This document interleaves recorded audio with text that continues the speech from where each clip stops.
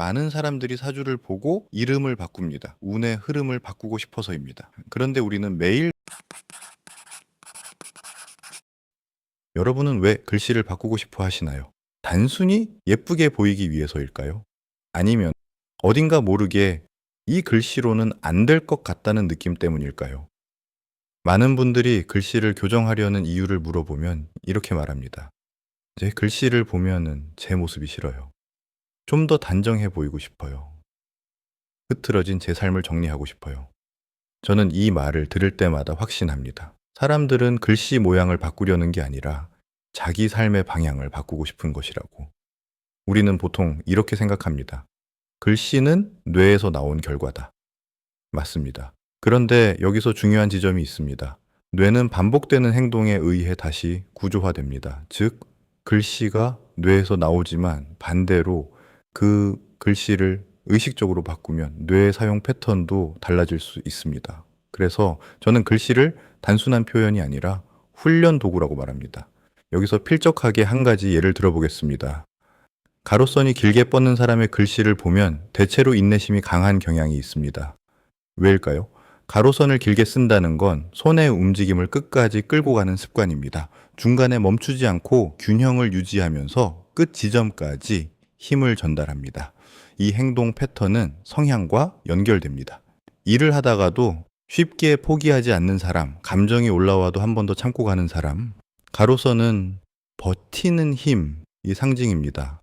만약 내가 쉽게 포기하는 성향이라면 의식적으로 가로선을 길게 쓰는 연습을 해보는 겁니다. 이건 단순한 모양 교정이 아니라 행동 훈련입니다. 또 하나의 예를 들어보겠습니다. 세로선이 길게 내려가는 글씨. 이 경우 일 욕심이 있고 맡은 일을 끝까지 마무리하는 성향이 강한 경우가 많습니다. 세로선은 위에서 아래로 내려오는 에너지입니다. 이건 단지 선이 길다는 의미가 아니라 결정을 실행으로 끌어내리는 힘입니다. 세로선이 짧고 약하면 아이디어는 많은데 마무리가 약한 경우가 많습니다. 반대로 세로선을 단단하게 길게 쓰는 습관은 끝을 보는 훈련이 됩니다. 중요한 건 이것입니다. 성향이 글씨에 드러나지만 반대로 글씨를 통해 성향을 훈련할 수도 있다는 것입니다. 저는 사업이 무너졌던 시절이 있습니다. 이혼을 전제로 별거했고 아이는 아내가 데려간 상태였습니다. 반지에서 혼자 지내던 그 시절 제 삶은 완전히 내려가 있었습니다. 그때 저는 매일 책을 읽고 글씨를 썼습니다. 어느 날 문득 제 글씨를 보는데 제 삶과 닮아 있다고 느꼈습니다.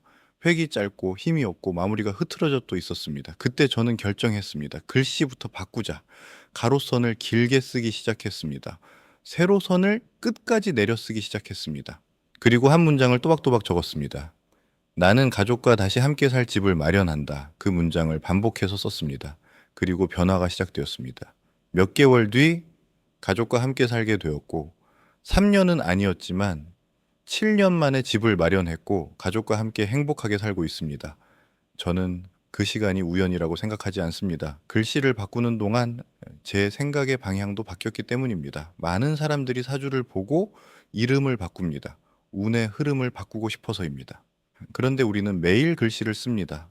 그 글씨에 담긴 회계 방향과 에너지는 어떤가요?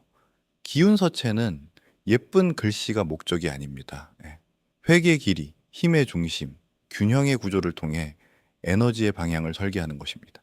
글씨는 소통을 위한 표현만이 아닙니다. 가로선을 길게 긋는 사람은 삶에서도 조금 더 버틸 수 있습니다. 세로선을 단단히 내리는 사람은 결심을 실행으로 연결할 가능성이 높습니다. 글씨를 바꾸는 건 삶의 방향을 바꾸는 것과 같습니다. 그리고 그 반복이 결국 미래를 만듭니다. 오늘 한 줄 가로선을 조금 더 길게, 세로선을 조금 더 단단하게. 그게 작은 시작입니다. 지금 무기력함을 벗어나는 가장 현실적인 방법이 궁금하시다면 다음 영상에서 이어서 설명드리겠습니다.